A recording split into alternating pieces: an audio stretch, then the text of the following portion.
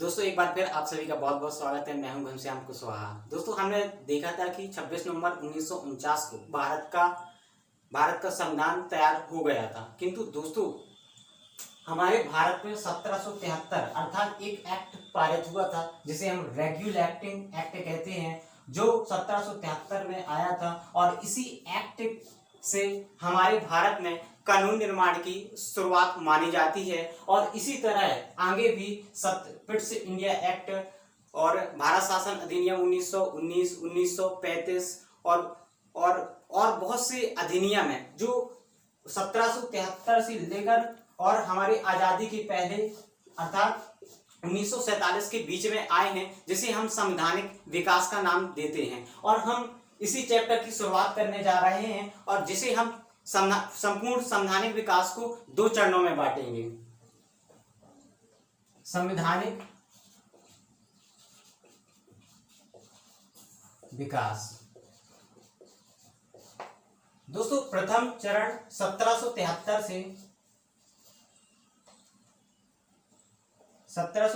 से 1858 तक माना जाता है और दूसरा चरण है 1858 से 1947 तक अर्थात आजादी तक। दोस्तों 1773 से 1858 यह वह समय है जब ब्रिटिश ईस्ट इंडिया कंपनी अर्थात ईस्ट इंडिया कंपनी भारत में शासन कर रही थी, जबकि 1858 से 1947 तक अर्थात आजादी के समय तक यह वह समय है जब ब्रिटिश पार्लियामेंट मतलब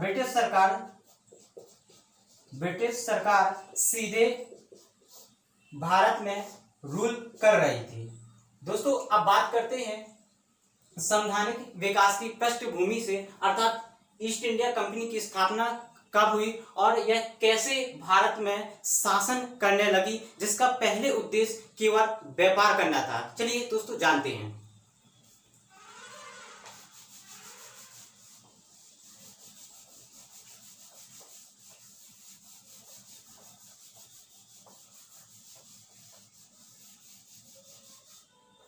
दोस्तों 1599 में मर्चेंट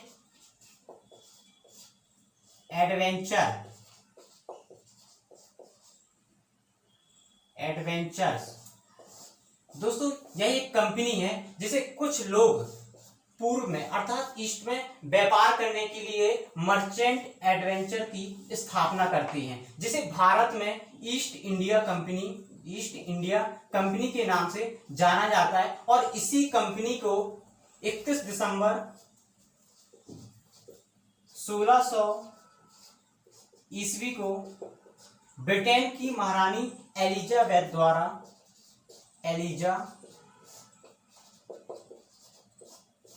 द्वारा पूर्व में व्यापार करने के लिए ईस्ट इंडिया कंपनी को 15 वर्षों के लिए मोनोपोली अर्थात एकाधिकार प्रदान कर दिया जाता है। और इस तरह ईस्ट इंडिया कंपनी भारत में व्यापार करने लगती है, अर्थात 1600 ईस्वी जब महारानी एलिजाबेथ एक रॉयल चार्टर के माध्यम से 15 वर्षों के लिए ईस्ट इंडिया कंपनी को भारत में व्यापार करने के लिए एकाधिकार प्रदान करती है। और यह वही समय है जब ईस्ट इंडिया कंपनी की शुरुआत या स्थापना मानी जाती है। और दोस्तों इस समय ईस्ट इंडिया कंपनी का केवल उद्देश्य एक था, वह था ट्रेड करना अर्थात व्यापार करना। किंतु समय के साथ इस कंपनी की मंशा अर्थात इच्छाएं भी चेंज होने लगती हैं और हम देखते हैं कि समय के साथ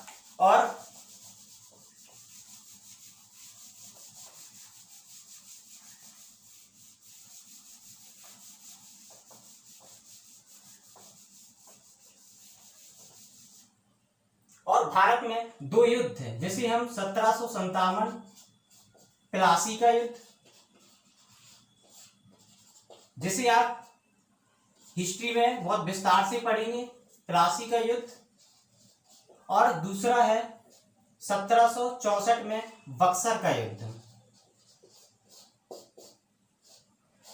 दोस्तों इस युद्ध में ही ब्रिटिश ईस्ट इंडिया कंपनी की शक्ति का विस्तार होता है और यह अब केवल एक व्यापारिक कंपनी न रहकर एक राजनीतिक सत्ता के रूप में उभरने लगी थी। और 1764 में इस कंपनी को टैक्स अर्थात रेवेन्यू कलेक्शन तथा दीवानी अधिकार। दोस्तों बंगाल पे ईस्ट इंडिया कंपनी को रेवेन्यू अर्थात वह अब बंगाल पे राजस्व एकत्रित कर सकती थी, साथ ही उसे कुछ दीवानी अधिकार भी प्राप्त हो चुके थे। और दोस्तों जैसे ही रेवेन्यू कलेक्शन का पावर मिलता है, अब कंपनी की पावर्स अर्थात जो राजस्व क्षमता है वो बढ़ने लगती है। और जब कंपनी के पास रुपए आता है तो भ्रष्टाचार अर्थात करप्शन भी हमें देखने को मिलता है। अर्थात कंपनी के अंदर ही उनके जो कर्मचारी थे वो भी भ्रष्टाचार में संलग्न हो जाती है। और साथ ही हमने देखा कि ईस्ट इंडिया कंपनी अब केवल व्यापार नहीं कर रही थी, अपना एक राजनीतिक विस्तार भी कर रही थी। और इस भ्रष्टाचार के कारण अब यह कंपनी की स्थिति यह हो चुकी थी कि वह और कंपनी कर्ज में डूबने लगी थी। इसका कारण यह है क्योंकि जो कर्मचारी ईस्ट इंडिया कंपनी में संलग्न थे वो प्राइवेट अर्थात निजी व्यापार करने लगे थे, जिससे कंपनी को लगातार घाटा हो रहा था। दोस्तों इसलिए स्थिति यह उत्पन्न हो गई कि ईस्ट इंडिया कंपनी को ब्रिटिश पार्लियामेंट से मदद लेनी पड़ी। और इस तरह ब्रिटिश पार्लियामेंट ने सहायता के लिए आश्वासन दिया, किंतु उन्होंने कुछ शर्तें अर्थात कंडीशन भी रखी। और इन्हीं शर्तों के कारण एक एक्ट सामने आया जिसे हम रेगुलेटिंग एक्ट 1773 के नाम से जानते हैं। दोस्तों अब बात करते हैं इस एक्ट के प्रमुख प्रावधानों की। दोस्तों पहला प्रावधान है कि गवर्नर ऑफ बंगाल, इसका जो एक पद हुआ करता था, बहुत सारे प्रांत, पूरा भारत 3 हिस्सों में बटा था, जिसमें एक होते थे ब्रिटिश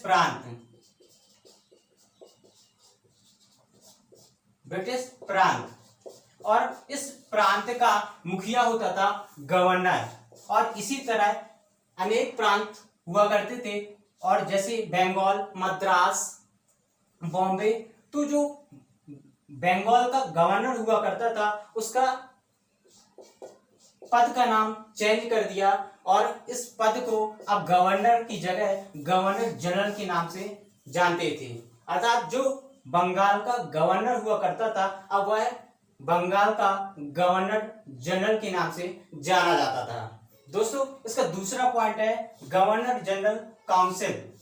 दोस्तों इस बंगाल का जो गवर्नर जनरल होता था उसकी सहायता के लिए एक 4 सदस्यीय परिषद अर्थात काउंसिल का गठन किया गया, जिसे हम गवर्नर जनरल काउंसिल के नाम से जानते हैं। दोस्तों इसका तीसरा पॉइंट है governor of Madras and Bombay were made subordinates to governor general of Bengal. दोस्तों इसका मतलब है कि हमने अभी देखा था कि अलग अलग प्रांत हुआ करते थे और हर प्रांत में एक गवर्नर होता था, किंतु अब जो मद्रास और बॉम्बे के गवर्नर थे अब उन्हें बंगाल के अधीन कर दिया गया। अर्थात जो बंगाल का गवर्नर जनरल होगा वह मद्रास और बॉम्बे दोनों में शासित करेगा।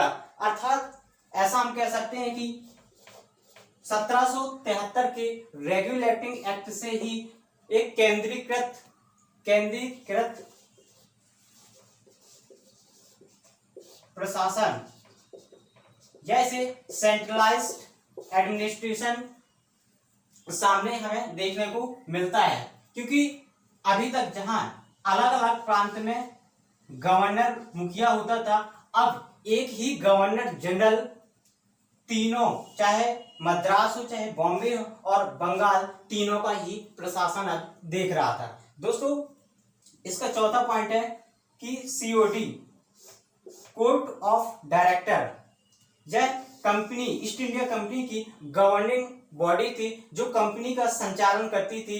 अब ये बोल रहा है कि COD to report to British government on issues revenue, military and civil affairs.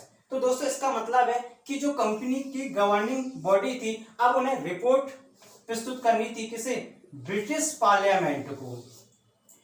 जैसे रेवेन्यू, राजस्व मामले, सैन्य मामले और दीवानी मामले, इन मामलों पे इन सीओडी को ब्रिटिश गवर्नमेंट को रिपोर्ट करना होता था, जहां अभी तक वह स्वतः ही ये सब कार्य कर रही थी निष्पक्ष रूप से।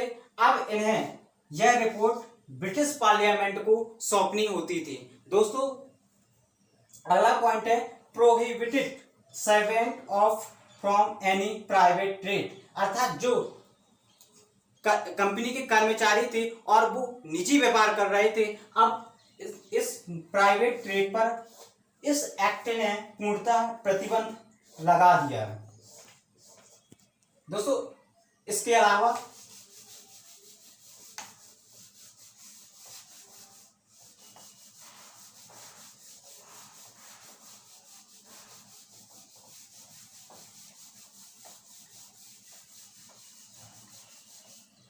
इसी एक्ट के माध्यम से, रेगुलेटिंग एक्ट 1773 के माध्यम से ही भारत का पहला सुप्रीम कोर्ट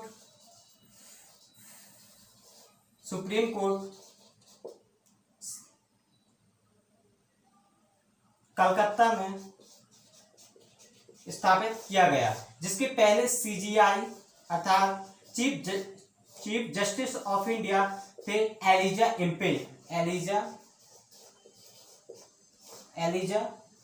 इम्पे। इसके अलावा सीजीआई के अलावा 3 अन्य जस्टिस होते थे, किंतु यह कोर्ट जो सुप्रीम कोर्ट था यह अंतिम अपीलीय अधिकार नहीं रखता था, अर्थात जो सुप्रीम कोर्ट डिसीजन देता था उसकी अंतिम अपील ब्रिटिश सुप्रीम कोर्ट पे, जो ब्रिटिश में सुप्रीम कोर्ट स्थापित था, उधर पर की जा सकती थी।